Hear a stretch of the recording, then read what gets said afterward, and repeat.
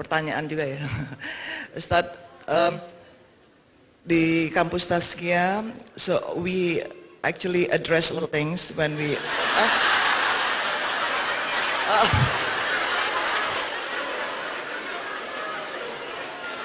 bahasa Indonesia aja Ustadz? Oke.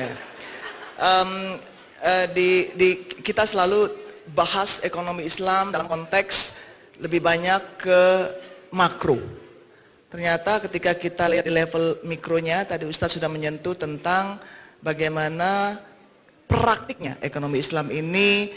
Mari kita sama-sama melihat sekeliling kita. Ternyata Ustadz, Masya Allah, tadi Ustadz sudah menyentuh tentang dain. Ternyata peringkat hutang di Indonesia makin lama makin naik. If we talking about credit,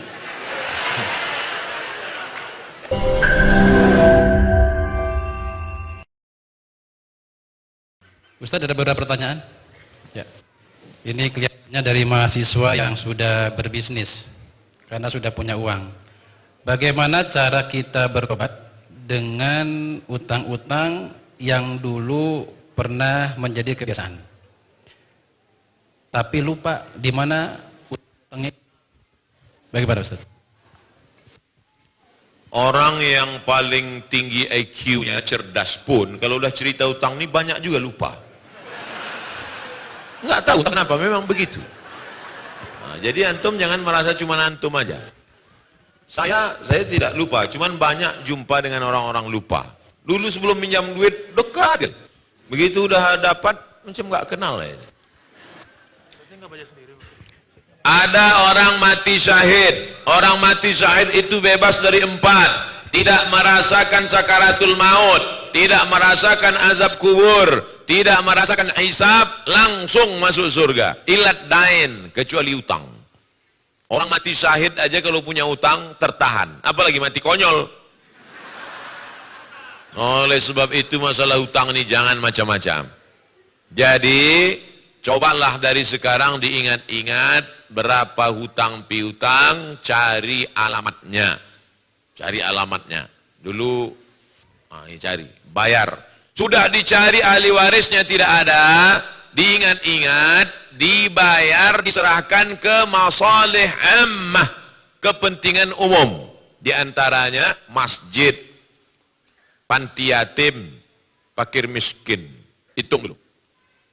Bapak calon jamaah haji, sebanyak apapun ibadah kalian di tanah suci, kalau hutang tidak kalian bayar, kalian akan dituntut di hadapan Allah. Menangis calon jamaah haji, datang jumpa saya 4 mata. Mohon maaf Pak Ustadz, saya malu di depan orang banyak. Hutang bapak apa? Bapak kan orang kaya. Memang saya kaya Pak, tapi saya cari orangnya belum ketemu Pak Ustadz. Hutang bapak apa? Dulu makan bakwan 3 bayar 1. Hati-hati nih mahasiswa. Bukan kalian, kami dulu saya. Hitunglah bayar. Oleh sebab itu maka cari bayar. Kalau tidak ketemu maka dihitung ekuivalen berapa itu, lalu kemudian diserahkan ke masalih ammah, kepentingan umum untuk umat. Serahkan ke masjid. Assalamualaikum Pak Ketua Masjid. Ya, ini ada uang. Uang apa nih Dek? Terima aja lah Pak, jangan tanya. Jadi nggak perlu akad. Saya bayarkan akad utang Mbak Wan selama 3 tahun SMP tunai, nggak perlu. Wallahu a'lam bishawab. Alhamdulillah Ustadz. Assalamualaikum warahmatullahi wabarakatuh. Waalaikumsalam. Hehehe, Ustadz yang ganteng hehehe. Bagaimana pendapat Ustadz tentang Islamization of knowledge? Bukankah semua ilmu sains itu dari Allah Subhanahu wa taala? Jadi ilmu apapun itu Islam, tergantung orangnya, kan? Syukran. Naik sepeda itu bisa nggak dibedakan? Naik sepeda itu ilmu kan? Ilmu belajar naik sepeda. Lalu kemudian bisa nggak dibagi? Ini naik sepeda Islam, ini naik sepeda konvensional. Ilmu kan? Ilmu cara naik sepeda. Naiknya dari kanan. Nanti kalau jatuh, sebelum jatuh na'udzubillah. Setelah jatuh la haula wala quwata illa billah. Letaknya di mana? mengeksplorasi ayat-ayat Al-Quran, hadis-hadis. Ada ayat kauniyah, ada ayat alam semesta. Itu semua disebut ayat oleh Allah Ta'ala. Inna fi khalqis samawati wal ardi wa ikhtilafil laili wan nahari la ayat. Bagaimana menggali, mengeksplorasi ekonomi dari Al-Quran, dari sirah Nabi. Ada mahasiswa pasca sarjana ngontak saya, mau nanya masalah andragogi. Assalamualaikum Ustaz Somad. Waalaikumsalam. Saya tesis S2 saya tentang andragogi, kata dia. Mohon maaf, saya andragogi ini bukan bidang saya taunya Andra and the Backbone. Dia mau ngajak ketemuan, karena mahasiswa ini perempuan, mahasiswi, jadi saya nggak berani ketemu di rumah makan, ketemunya di masjid. Nanti kalau ketemu di rumah makan dia foto kan bahaya. Akhirnya ketemu di masjid. Kata dia, andragogi ini apa? Saya tanya, andragogi ini belajar setelah dewasa, Ustaz. Terus saya sudah cari hadisnya nggak ketemu. Kata dia udah nyari hadis Sahih Bukhari, Sahih Muslim nggak ketemu. Belajar setelah dewasa. Lalu saya tanya, Khadijah beda umur dengan Nabi berapa tahun?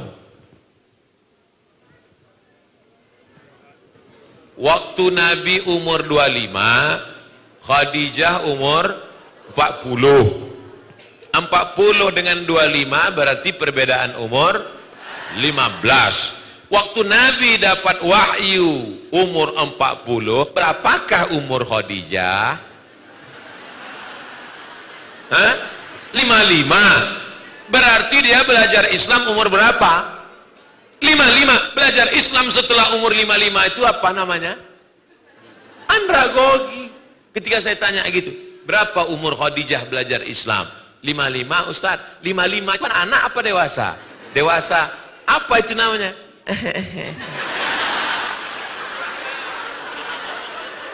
Jadi yang namanya ilmu-ilmu itu bukan tertulis secara tekstual.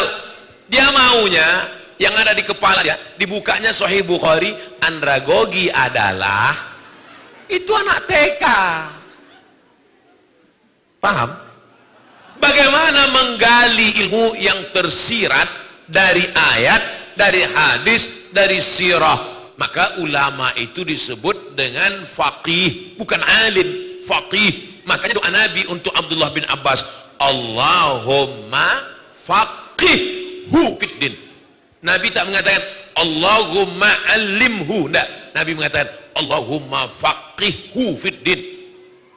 Faqih dia dalam ilmunya, bisa menggali yang tersirat di balik ayat. Maka muncullah ekonom-ekonom yang menemukan solusi umat dari ayat.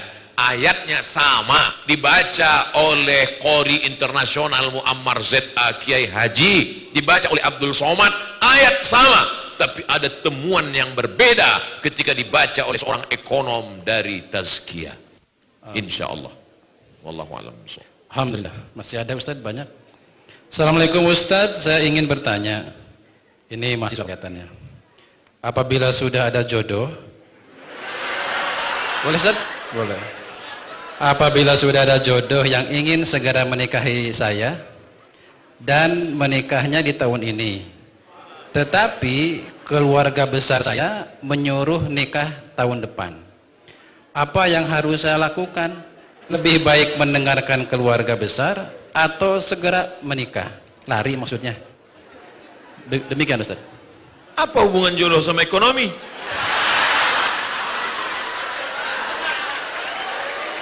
Karena jodoh terkendala disebabkan oleh ekonomi.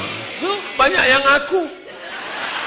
Jadi ekonomi ini menggantung kepada segala aspek. Ibadah menjadi khusyuk karena ekonomi. Ceramah menjadi khusyuk. Kenapa saya ceramah di Tazkiyah ini khusyuk? Ekonominya bagus, AC-nya kencang. Coba kalau di tempat lain berkipas saja lah. Ekonomi Islam adalah Tapi di sini Masya Allah, di sudut-sudut ada AC. Hebat. Hebatnya lagi AC-nya nggak kelihatan karena dimasukkan ke dalam ini. Biasa. Kenapa acara ini bisa diliput di seluruh dunia, bisa melihat? Karena ekonominya mapan, kameranya besar-besar. Di tempat lain saya ceramah, sini nggak ada kamera. Walaupun nggak semuanya hidup. Artinya ekonomi ini. Nah, manistata'a minkumul ba'ah. Coba tengok hadisnya. Manistata'a minkumul ba'ah. Siapa di antara kamu yang ba'ah? Apa kata syarah? Syarih penjelas hadis. Al-ba'ata al-qudratu. Mana al-ba'ah? Mampu. Mampu secara apa? Mampu secara keilmuan, mampu secara finansial. Man istata'a minkumul ba'ata, siapa di antara kamu yang sudah mampu menikah, falyatazawwaj fa innahu aghaddu lil basar, karena menikah itu menundukkan pandangan, wa ahsanu lil farj, menjaga kemaluan. Fa man lam yastati', siapa yang tak sanggup, fa alaihi bis-shaum, banyak-banyak puasa. Jadi adik-adik mahasiswa yang belum mampu menikah, kalian puasa aja dulu. Puasa. Kalau puasa kalian nafsu ada, tenaga tak ada. Lemes deh. Jadi bawaannya mau mati aja. Bro, itu ada mahasiswi cantik dari Tazkiyah. Aku udah nggak ngeliat lagi bro. Udah mau mati aja bawaan. Nantilah habis buka baru kita cari gitu. Nah, oleh sebab itu kalau ekonomi sekarang ekonomi sudah mapan. Kira-kira mana yang didulukan Pak Ustadz? Apakah saya menikah tahun ini atau dengan keluarga? Balik kepada Al-Quran. Apa kata Allah? Wa amruhum syura bainahum. Orang beriman itu memutuskan berdasarkan syura.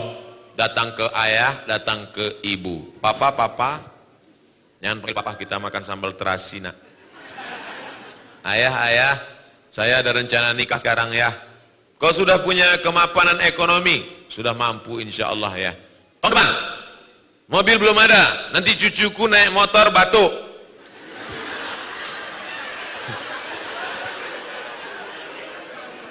Ini apa kata Allah? Iyakunu fuqara. Kalau calon mantumu itu fuqara, miskin, yughnihimullah. Allah yang akan membuat dia kaya. Nanti datang ke dia. Kamu punya anak saya? Iya Pak. Datang aja naik Grab.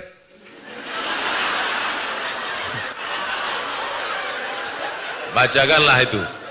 Ingat-ingat yang saya sampaikan tadi. Iyakunu fuqara yughnihimullah. Kalau yang datang ini miskin, Allah akan mengkayakan dia. Pergi pulang gitu.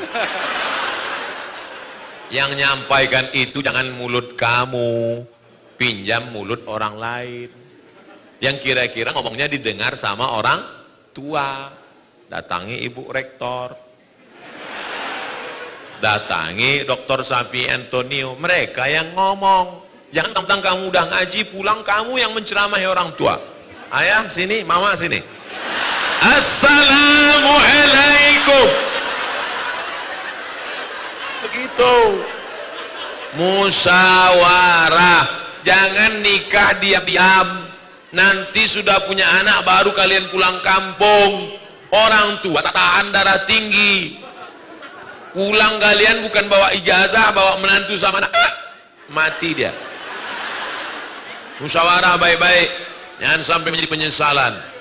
Bagus kalau mahasiswa-mahasiswi mapan menikah, dua-dua tercapai insya Allah. Mudah-mudahan semuanya disegerakan Allah menikah. Yang bilang amin yang belum nikah aja. Wallahu a'lam. Waalaikumsalam. Ustadz ini ada lagi. Ustadz saya mahasiswi semester 5. Cita-cita saya meninggal husnul khotimah. Subhanallah.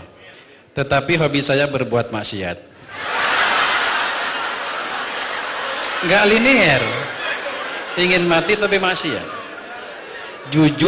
Jujur saya selalu menyadari perbuatan saya.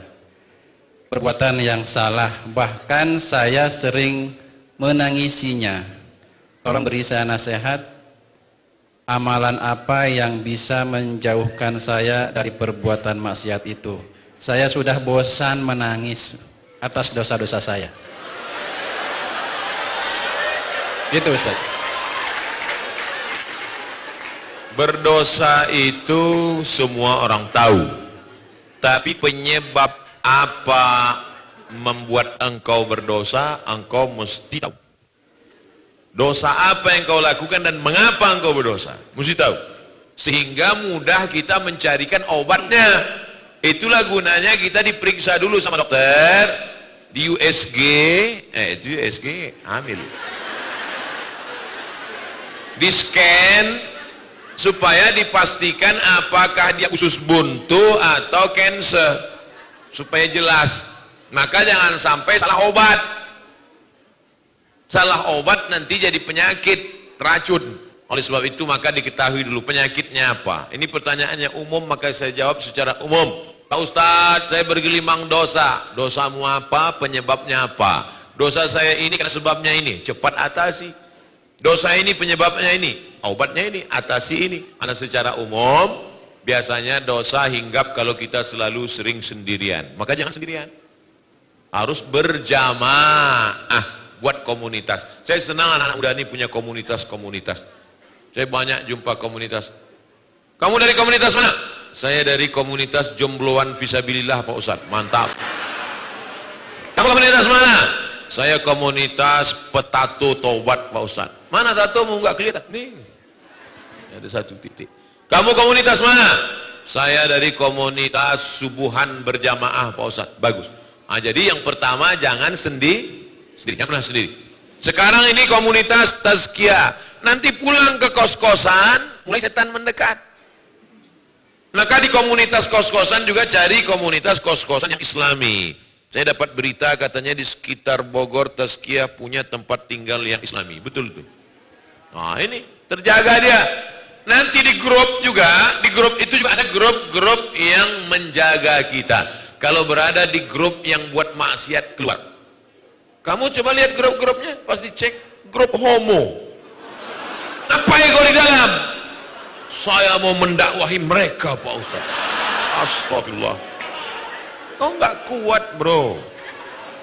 Belum tentu kuat. Nanti kalau sudah kuat baru. Jadi kalau ada grup yang kira-kira menyelamatkan kita. Jadi yang pertama menyelamatkan diri ini adalah pertama taubat nasuha, mandi taubat. Setelah itu berjamaah buat komunitas. Setelah itu istiqomah. Makanya nanti buat komunitas ada datanya, kartunya, fotonya, nomor handphonenya. Kalau nggak datang ditanya, ini nggak datang. Kenapa nggak datang? Ada ketuanya, ada. Nah, jadi insya Allah terjaga dia. Pertama taubat, yang kedua komunitas, yang ketiga istiqomah. Maka insya Allah kalau tiga ini dijaga, selamat kita. Mudah-mudahan yang mau bertobat, tobat segera tobat sebelum malaikat maut datang. Ingat, malaikat maut datang tidak pernah melihat akte kelahiran. Jangan kalian pikir karena semester 5 malaikat masih lama. Semester 2 aja banyak yang gol. Wallahu a'lam bishawab. Alhamdulillah. Kita lanjut Ustaz, masih ada waktu. Bismillah. Ustaz, Assalamualaikum warahmatullahi wabarakatuh. Ustaz, saya mau nanya, kan waktu sholat Jumat tidak boleh berbicara. Gimana hukumnya dengan menjawab sholawat atas Nabi? Terima kasih. Idza sa'idal khatibu 'alal mimbar, kalau khatib sudah naik ke atas mimbar, fala yatakallamanna ahadukum, maka janganlah satu di antara kamu berkata-kata. Idza qulta li sahibika ansit, kalau kau katakan kepada orang di sebelahmu, faqad laghauta, maka kau sudah melakukan perbuatan lagha.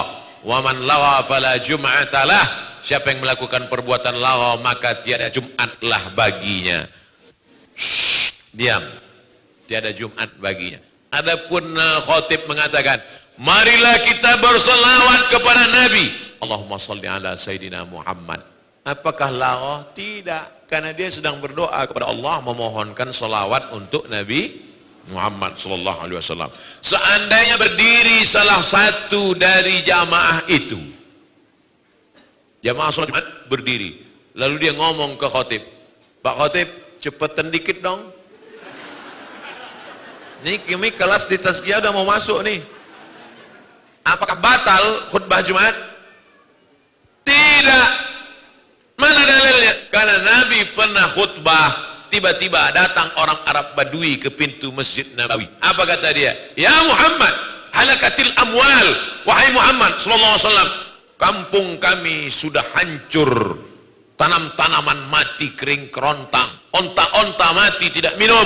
Tolong berdoa kepada Allah. Apakah Nabi waktu itu ngomong batal sholat Jumat? Nah, Nabi angkat tangan. Nabi angkat tangan, apa kata Nabi? Aghithna, aghithna, aghithna. Itulah yang disebut dengan istisqa dalam khutbah Jumat. Nabi justru berdoa, minta supaya turun hujan. Selesai sholat Jumat, pulang sahabat, basah halaman Masjid Nabawi. Begitulah hebatnya doa Nabi SAW.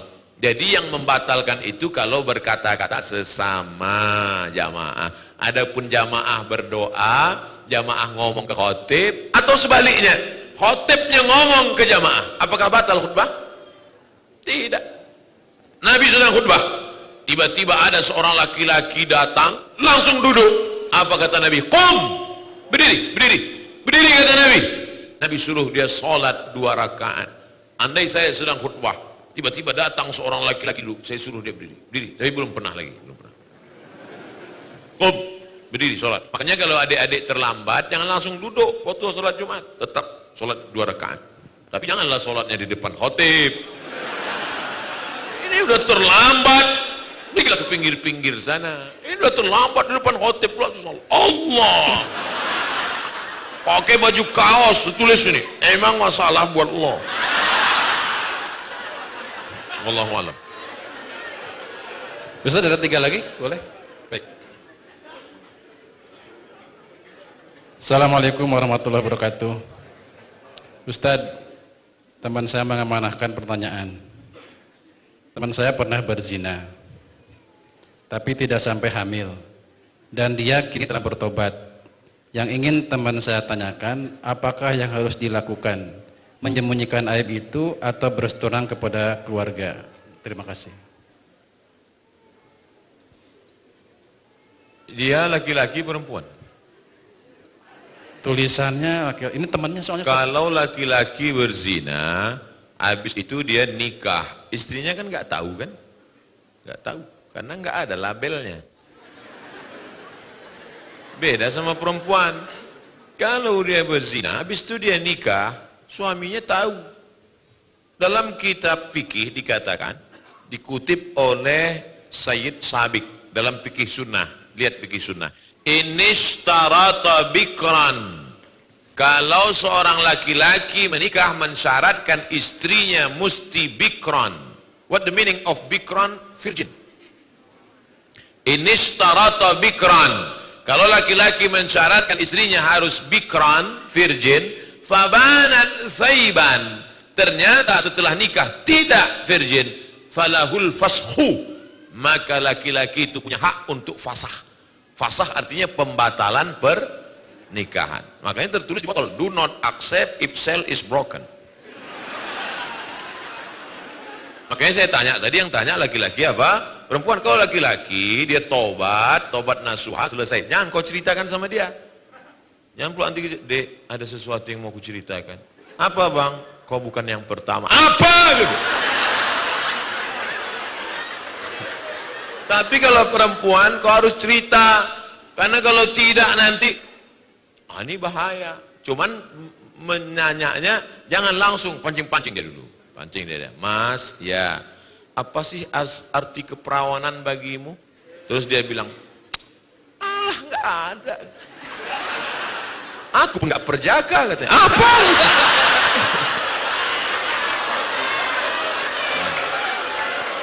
Jadi hati-hati. Kalau memang dia siap menerima, lanjutkan. Tapi kalau tidak, itu nanti bisa menjadi fasah namanya. Apa namanya? Fasah. Fasah itu artinya pembatalan pernikahan karena laki-laki punya hak. Ingat hati perempuan. Mudah-mudahan Allah menjaga kehormatan anak-anakku sekalian. Amin ya Allah. Ustaz, 2 lagi. Bagaimana jika perekonomian di dunia berbasis Islam? Akan seperti apa perekonomian itu? Apakah masih ada kemiskinan? Apakah masih akan terjadi inflasi? Kita bicara tentang ekonomi di alam goib atau alam nyata? Saya tanya sekali lagi. Bicara ekonomi Islam ini bicara teori di alam kertas, makalah, seminar, lokakarya, atau pernah nyata di alam nyata? 2 tahun setengah jadi khalifah dan dia menantang siapa yang bisa berjalan kaki dari Son'a ke Darul Bayda. Son'a, Yaman. Sekarang kita hitung. Yaman, naik Yaman, Saudi Arabia, naik ke atas Suriah, Yordania, Palestina, naik ke atas lagi Mesir, Tunisia, Aljazair, Maroko, 9 negara. Siapa yang sanggup jalan kaki 9 negara mencari fakir miskin, bawa ke sini. Kata Umar bin Abdul Aziz. Abad kedua Islam, tidak ada fakir miskin kalau ekonomi Islam diterapkan. Jadi kita bukan cerita masalah makalah seminar, kita bicara tentang pernah wujud ada di alam nyata. Bukti, real, fakta, bukan fiktif. Jadi orang Islam cerita ekonomi ini bukan dongeng, bukan cerita tentang masalah. Nah, ini mesti diwujudkan kepada umat Islam. Lalu kemudian kenapa dalam fikih itu, coba baca kitab tafsir di abad-abad keempat, abad-abad kelima, abad-abad keenam. Mereka cerita tentang anjing Ashabul Kahfi warnanya apa? Apakah anjing herder, apa anjing bulldog? Mereka cerita tentang perahunya Nabi Nuh sebesar apa? Kayunya dari kayu apa? Mendaratnya di mana? Lalu kemudian orang zaman sekarang baca itu, apa ini? Ngapain dikaji anjing Ashabul Kahfi? Ngapain dikaji? Justru kalau dilihat dari sisi lain, begitulah hebatnya ekonomi zaman itu, sampai mereka memikirkan sesuatu yang berlebihan, karena memang makan cukup, kehidupan luar biasa, ekonominya mapan, sampai mereka berpikir tentang sesuatu yang tak terpikirkan oleh manusia sekarang. Sekarang kenapa orang tidak produktif? Gimana mau produktif? Ekonomi morat-marit, tunggang langkah ditangpukang. Jadi kalau dibaca abad-abad pertengahan, abad keempat, abad kelima, abad keenam, kenapa tafsir-tafsir, fikih-fikih itu mengkaji dengan kajian luar biasa. Bahkan di Indonesia, kalau adik-adik nanti baca fikih ketika Islam sedang jaya-jayanya di Kalimantan, ada kitab fikih namanya Sabilal Muhtadin, ditulis oleh mufti kerajaan Banjar, namanya Syekh Muhammad Arsyad Al-Banjari. Dikaji tentang masalah sesuatu yang tak terpikirkan oleh manusia, saking kan mapannya ekonomi mereka saat itu. Andai ada seorang pergi ke hutan, bisa konsen? Masih bisa?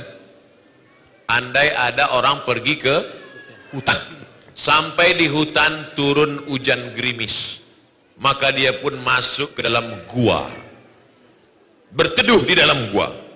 Setelah berteduh dalam gua, hujan pun reda. Lalu dia keluar dari dalam gua melanjutkan perjalanan. Ternyata gua tempat dia berteduh tadi rupanya, maaf, kemaluan raksasa.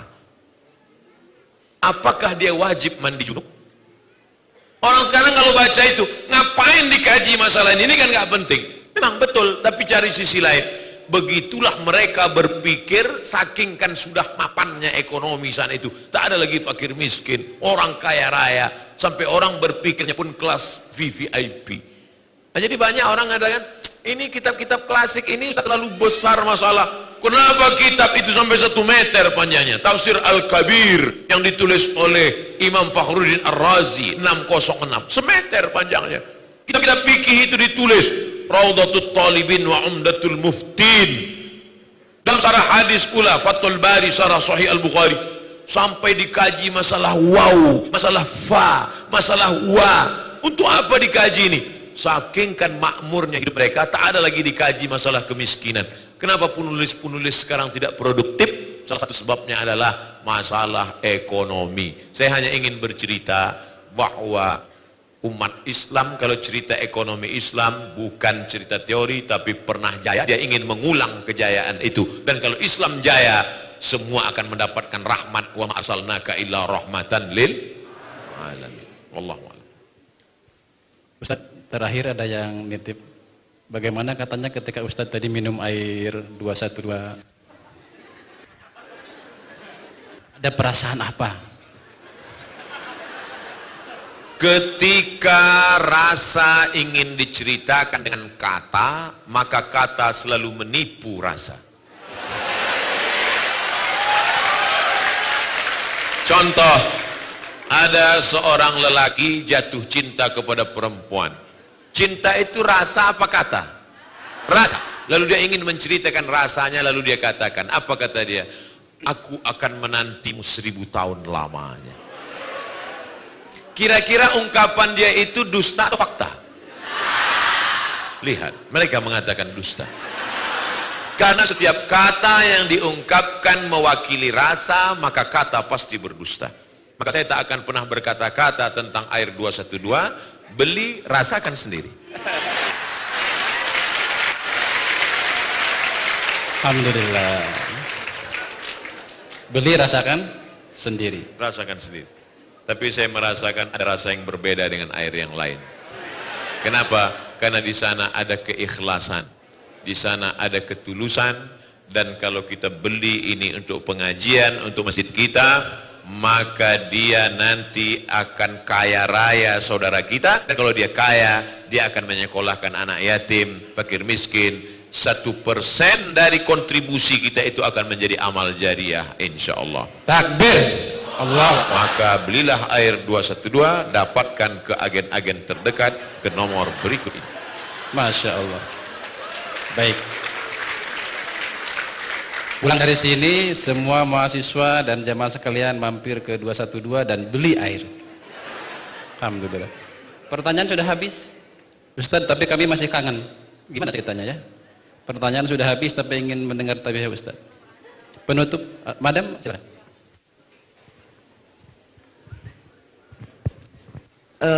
Ini bukan pertanyaan atau pertanyaan juga ya, Ustadz. Di kampus Tazkiyah, so we actually address a lot of things when we.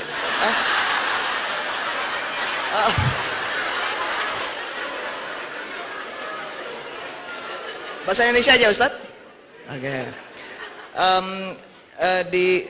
Kita selalu bahas ekonomi Islam dalam konteks lebih banyak ke makro. Ternyata ketika kita lihat di level mikronya, tadi Ustadz sudah menyentuh tentang bagaimana praktiknya ekonomi Islam ini. Mari kita sama-sama melihat sekeliling kita. Ternyata Ustadz, Masya Allah, tadi Ustadz sudah menyentuh tentang dain. Ternyata peringkat hutang di Indonesia makin lama makin naik. Saat ini fenomenanya adalah, pertama, peringkat hutang di bank syariah atau di bank konvensional, seluruh bank di Indonesia memang turun. Peringkat kredit macet turun. Are you happy? Happy? Kalau dengar turun hutang bagus kan? Happy? Ustadz happy? Are you happy?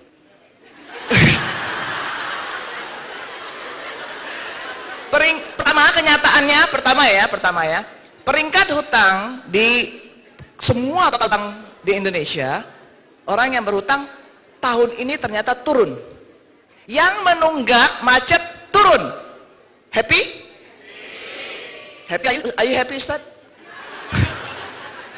Ternyata Ustaz, peringkat hutang di pinjaman online naik hampir 100% dari tahun kemarin. Peringkat macet di pinjaman online also increase from 3% to 6.35%. Di atas 3%, pemerintah kita melihatnya pasti tinggi sekali, Ustaz. Artinya apa? Yang nakal-nakal di perbankan, yang nggak mau susah di perbankan karena ngantri, hanya modalnya handphone, pinjol. Dan ini ternyata perusahaan teknologi kita ada 127 per Juli bulan tahun ini. 8 diantaranya syariah. hanya ada 119 nih, pinjaman online atau P2P lending companies yang terdaftar resmi di Indonesia. Tetapi kasus-kasus pinjaman online ilegal, Ustaz, itu digerakkan oleh para perusahaan fintech yang ilegal karena tidak ada pintu dan jendelanya, yang bisa masuk ke Indonesia sebanyak 1.300 perusahaan. Jadi mereka datang tanpa ngetok pintu. Semuanya ada di cloud. Dan ini yang menyebabkan kejadian-kejadian kemarin, gantung diri, bunuh diri karena terjerat hutang pinjol. Ada 17 pinjol. 17 pinjol, ini bisa lebih dari 17. Nah inilah Ustadz, saya harap kita ada media di sini, ada insya Allah Ustadz yang selalu menyambungkan pesan-pesan ini ke umat. Kita mengharap ada hati-hati unsur dari hutang ini. Hutang boleh? Yang nggak boleh apa? Pasti jawabannya begitu Ustadz. Yang kuharapkan tuh hutang boleh, yang tidak boleh adalah ghalabatid dain, yang keliling pinggang. Maka dari itu mudahnya pinjaman online yang ada di sini harus disikapi dengan baik. Ustadz mohon kiranya diberikan nasihat untuk kami semua supaya betul-betul mencermati masalah ini, karena kejadiannya sudah sangat masif. Karena saya sendiri di Asosiasi Fintech Syariah Indonesia mengawasi setiap bulan masalah-masalah ini. Wallahu a'lam. If we talking about credit, jadi kalau kredit pinjaman itu berkurang, kita jangan langsung happy dulu, karena ada dua kemungkinan. Yang pertama, ekonomi umat bangkit, atau dia berubah bentuk menjadi kredit lain. Itu yang dijelaskan oleh Ibu Rektor. Ternyata bukan ekonomi umat yang bangkit, tapi kredit itu berubah menjadi bentuk lain, dari kredit zohir kepada kredit batin. Yang akadnya sebelumnya jelas, nampak orangnya ngantri, menulis, menjadi kredit yang tersimpan di dalam HP, yang efeknya luar biasa. Maka dalam Islam tiga ini tidak boleh dipisahkan. Pertama akidah, kedua syariah, ketiga akhlak. Makanya kajian di masjid itu harus integrasi antara tiga ini. Integration, integrated kurikulum. Jadi kalau di masjid itu ada mengkaji tentang dain, pinjam meminjam, maka di hari yang lain juga ada mengkaji tentang akidah, bahwa Allah memperhatikan engkau, melihat engkau, kalau kau curang akan mati, matinya nanti dituntut. Faman ya'mal mithqala dzarratin khairan yarah. Akidahnya dikuatkan, akhlaknya juga, bahwa di sana ada akhlakul karimah, malu. Di sana juga ada hadisnya, Nabi mengajarkan minta perlindungan dari 8. Allahumma inni a'udzubika minal hammi wal hazan wal ajzi wal kasal wal jubni wal bukhul wa dhala'id daini wa ghalabatir rijal. Jadi ketika ini berintegrasi menjadi satu kurikulum, satu silabus, bahwa ketika orang satu hembusan nafasnya bicara tentang muamalah pinjam meminjam, akidahnya juga kuat. Karena orang kalau hanya bicara hukum, akidahnya tidak dibarengi dengan akhlak, dia akan menjadi orang menjadi ahli fikih hilah dalam fikihnya. Kalau kita kilah, berkilah. Contoh hebat dalam masalah fikih, masalah syariat, masalah Islamic law. Siapa yang mempunyai kambing 40 ekor, maka wajib mengeluarkan zakat seekor kambing. Saya ulang lagi, siapa yang punya kambing 40 ekor, maka wajib mengeluarkan zakat kambing 1 ekor. Kalau dia tidak dibarengi akidah dengan akhlak, seumur hidup tidak akan berzakat kambing. Kenapa? Karena dia otaknya cerdas, tapi cerdas untuk yang jahat, otak Firaun. Kebetulan kambing dia 39 dan 1 kambing sedang hamil tua. Menurut USG terakhir, Besok jam 6 pagi dia punya 40 ekor kambing. Jam 6 pagi besok, wajib mengeluarkan 1 ekor kambing. Otaknya berpikir, gimana caranya biar supaya nggak berzakat. Jam 4 dia potong 1. Dia gulai, dia jual. Besok datang ambil zakat. Menurut laporan jam 6 ini ente sudah wajib karena sudah sampai nisabnya. Apa kata dia? Hitung aja sendiri. Pas dihitung berapa kambingnya? 39. Seumur hidup tidak akan berzakat. Kenapa? Hebat dalam masalah hukum tapi tidak dibarengi antara akidah dan akhlak. Makanya pertanyaan Jibril kepada Nabi 3. Ma huwal Islam, ma huwal iman, ma huwal ihsan. Makanya saya yakin dan percaya tazkiyah akan melahirkan para ekonom yang berakhlak dan berakidah yang kuat, insyaallah. Jangan pernah pisahkan antara 3 ini. Kekhawatiran yang dibacakan oleh Ibu Rektor menjadi kekhawatiran kita semua. Ini semua berawal dari jahil. Kalaulah dia belajar akhlak, tazkiyatun nafs, tasawuf, iqna bima qasamallahu lak takun aghnas. Merasa cukup dengan pembagian Allah, kau akan menjadi orang yang amat sangat berkecukupan. Pastilah dia tidak akan terjerumus. Kalau akidahnya kuat, solatnya berpengaruh pada aspek kehidupannya, pastilah dia tidak akan terjerumus dan tidak sampai mati konyol bunuh diri karena ghalabatid dain. Siapa yang bisa menyampaikan misi yang besar ini? Tak mungkin Abdul Somad. Abdul Somad bahagia. Kenapa? Karena ada 1000, sejuta pakar-pakar yang akan lahir dari tazkiyah ini, insyaallah. Amin ya rabbal alamin. Hadirin sekalian, saya masih senang dan kita juga masih senang menyimak, tapi waktu sudah sore. Sekarang sudah jam 17:21. Alhamdulillah, mudah-mudahan jadi keberkahan. Terima kasih Ustadz. Jazakumullah khairan katsiran. Ibu Rektor terima kasih, dan teman-teman mahasiswa, teman-teman dosen semuanya, para jamaah sekalian, terima kasih atas kehadirannya. Sekali lagi mudah-mudahan menjadi kebaikan dan keberkahan kita bersama. Ada kenang-kenangan dari Tazkiyah dan Andalusia? Baik, sambut. Ada 3 hal yang mau saya sampaikan terakhir. Yang pertama, jangan pisahkan antara ilmu, akidah dengan akhlak. Yang kedua, berusahalah menyampaikan ilmu itu dengan banyak bahasa. Maka apa yang sudah dilakukan oleh Ibu Rektor dengan menggunakan bahasa Inggris, bahasa Arab, sehingga nanti cakupan ceramah, seminar adik-adik, anak-anakku sekalian bisa dinikmati oleh orang seluruh dunia dengan bahasa Inggris itu. Nah, jadi ke depan mulai latihan ada debat corner, debat untuk melatih supaya jangan kita terkejut nanti ketika berdebat dalam masalah ekonomi Islam ini, ekonomi syariah ini dengan menggunakan bahasa Inggris, dilatih. Mungkin secara grammar banyak kita paham, tapi untuk membicarakannya, karena bahasa ini adalah dengan praktek ilmu marasah. Nah, maka jangan pernah sungkan malu, terus beraktivitas dengan menggunakan bahasa Inggris. Dan yang ketiga, walaupun kau sudah berada di puncak bukit, jangan lupa kaki tetaplah melangkah di tanah. Gantungkan cita-citamu setinggi bintang di langit, tapi kaki tetap di tanah. Kalau karena kakimu ke atas, itu hantu.